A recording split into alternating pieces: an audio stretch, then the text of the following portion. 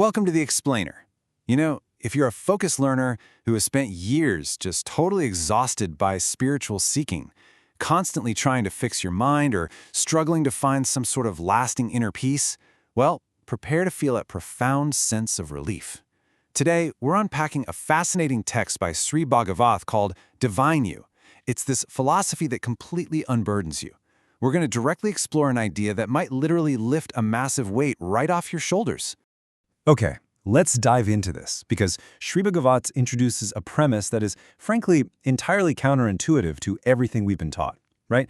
We usually think of enlightenment or inner peace as this huge mountain we have to climb, something requiring years of intense discipline, meditation, and just strict mental control.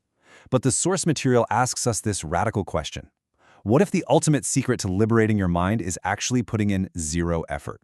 What if trying to attain enlightenment is the exact thing preventing it? Section 1. The Innocent Child State. So, to really understand why effort is the problem, we first have to look at how our minds develop from childhood. We start out so innocent, but our growing intellect creates some serious complications, or what the author calls obstinacy. Sri Bhagavath draws a really sharp contrast here. On one side, we have our fundamental natural child state. It's marked by innocence and equilibrium. Kids just live without these complex mental problems. But as we grow, our intellect develops. And according to Sri Bhagavath, this growing intellect starts to categorize literally everything, developing this obstinacy. Now, the text makes it crystal clear. The intellect itself isn't the enemy. The problem is actually when the intellect forcefully dominates our natural state. When that obstinacy takes over, the intellect tries to aggressively control our inner feelings, acting like a total dictator over our mental realm. This quote directly from the text is absolutely vital. Sri Bhagavath says, "I never advocate denial of intellect. I am suggesting only negation of obstinacy." Let's break that down. The author is explaining that true enlightenment, or jnana, isn't about becoming mindless, right?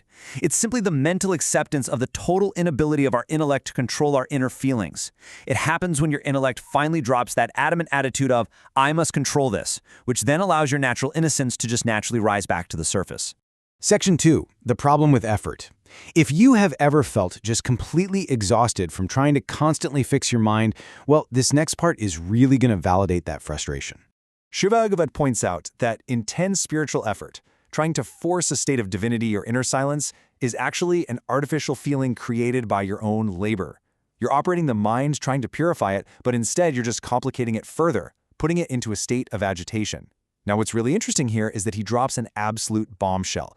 He argues that every single spiritual path promising a destination is fundamentally flawed. Why? Because there is absolutely no inner destination to reach. He isn't showing you a better route to enlightenment, he's urging you to realize that the very act of traveling inward is the mistake. To illustrate this, the text uses a brilliant, simple story. Just imagine you board a bus to go to Chennai. Once you sit down, someone leans over and tells you, "Hey, this bus doesn't actually go to Chennai." So what do? You get off. You don't just keep riding. Sri Bhagavath says that the exact moment you truly discover there's nothing to attain in your inner realm, that the destination of permanent inner bliss is just an illusion, your mind naturally reaches a standstill. The exhausting search simply stops. Section 3. Pravagam, the flowing stream. Let's look at exactly what happens when that exhausting active search finally shifts into passive inner acceptance. So, what happens when you finally get off that bus? You enter a state called pravagam. Honestly, just take a deep, relieving breath as we think about this. Pravagam is described as an endless, flowing stream. In this state, whatever feelings arise, whether it's fear, sorrow, or joy, they just pass through naturally. You don't resist them, you don't try to change them at all.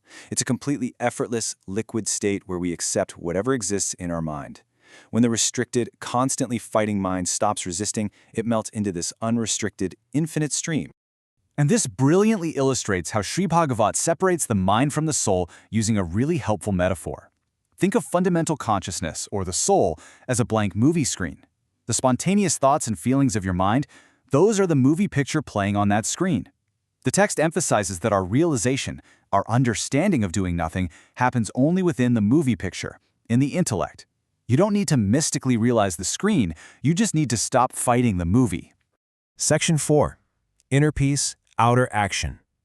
Now, this brings us to a very practical concern. If I do absolutely nothing, how do I actually live my life and do my work? Yeah, you might be wondering, how on earth do I do my job or care for my family if I'm doing nothing? Well, Sri Bhagavatar Shastra establishes a clear golden rule here, to delineate the internal from the external.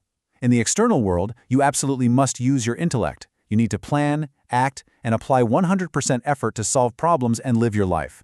But in the inner realm, when dealing with your spontaneous thoughts and feelings, you require a 100% effortless state. Basically, you use your tools fiercely in the outer world, but you completely drop them the exact moment you look inside. The author uses this vivid and honestly kind of humorous metaphor to highlight this. Imagine trying to open your closed eyelids using a screwdriver. What happens? You naturally squeeze your eyes shut even tighter. It's like that with our minds. Forcing internal relaxation paradoxically creates immense tension and inner conflict. Every time you try to forcefully fix a bad mood or chase a blissful state, you are basically taking a screwdriver to your mind. Section 5. Rethinking meditation in yoga. So if all inner effort is a screwdriver, where does that leave our beloved spiritual practices? Sri Bhagavati does not hold back in his disruptive take on how things like meditation, Patanjali Yoga, and Samadhi are fundamentally misunderstood by seekers. He views yoga and meditation as manual tuning. Sure, they're great for physical health or for temporarily managing external stress, but they are manual efforts. You're actively shaping the mind, which just creates a temporary state. Gnana, or ultimate liberation, is entirely different. It relies on auto-tuning. By leaving the mind completely alone, you allow it to constantly flow and find its own permanent clarity without any manual interference on your part. So the crucial point is that meditative bliss is strictly temporary. Shiva Government notes that even if you achieve the highest meditative state of samadhi, eventually it dissolves. And when it does, your average, everyday anxieties and experiences just come right back. It's exactly like going to sleep and then waking up. Manual effort inherently blocks permanent internal liberation because it reinforces this illusion that there's some inner state you need to forcefully maintain. Section 6. The ultimate understanding. As we approach the climax of this explainer, we really have to look at the nuances of what it means to truly understand this philosophy. Sri Bhagavath repeatedly calls this a purely intellectual understanding. You don't need some grand mystical experience. You just need to deeply realize the absolute futility of trying to control your mind. The core instruction here is profoundly simple. Accept yourself as is. The text reminds us that even when terrible feelings, intrusive thoughts, or anxieties pop up, they shouldn't be fought. They literally just need to be allowed to pass without giving them your conscious recognition or trying to fix them. If you desire a superior, calm, Buddhist state, you're actively rejecting your present self, which just immediately restarts the inner war. Section 7. The Final Dilemma. Now we come to one ultimate, highly subtle trap in this journey. But let's move on and see how this builds, because even when people grasp the concept of doing nothing, the ego finds a sneaky workaround to turn doing nothing into a brand new goal to achieve. Sri Bhagavata illustrates this by critiquing a famous instruction from the renowned thinker J. Krishnamurti, choiceless awareness. It's a fascinating intellectual mystery that really clarifies the absolute depth of Sri Bhagavatha's zero-effort rule for the focused learner. The text explains that the very moment a teacher tells you to be attentive or to maintain choiceless awareness, your mind unknowingly turns that into an attainment object. You start trying to be aware. You start making a hidden goal out of awareness. Sri Bhagavath realized that trying to be attentive is still an ego-driven manual effort. True freedom requires absolutely zero internal effort, not even the effort to be aware. The text uses this beautiful poetic quote to cement the idea. Choiceless awareness is an automatic process. Shadows should only follow us. We should not try to see the shadow. Think about it. If you walk forward, your shadow naturally follows you. But the moment you turn around to look at your shadow, you stop moving forward. Sri Bhagavata points out that inner peace and awareness are natural byproducts of doing nothing. They absolutely are not things you can actively chase. So we arrive at the core of Sri Bhagavath's divine you. It all comes down to dropping the screwdriver, leaving your mind alone to auto-tune. If you completely dropped the exhausting fight to fix your inner feelings right this second, if you accepted your mind exactly as it is, what beautiful natural stream would you finally flow into? It's a profound thought to sit with and honestly, the ultimate relief. Thanks for joining me on this explainer, and until next time, keep exploring.